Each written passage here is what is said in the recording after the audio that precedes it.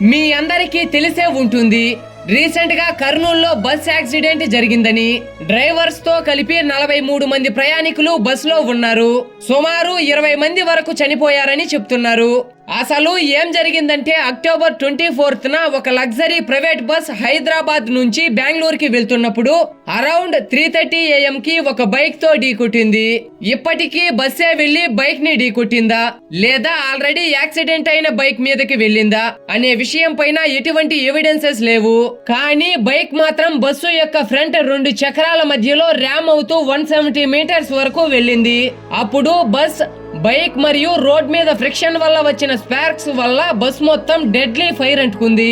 Bus లో ఉన్న drivers అక్కడి నుండి పారిపోయారని చెప్తున్నారు. మరియు ప్యాసింజర్స్ లో వెంటనే విండోస్ ని పగలగొట్టి కొంతమంది బయటకు వచ్చారు. కానీ వాళ్ళలో సుమారు 20 మంది బస్సులోనే ఊపిరాడక ఫైర్ లో చనిపోయారు. ఆ విజువల్స్ అస్సలు చూడలేకపోతున్నాము.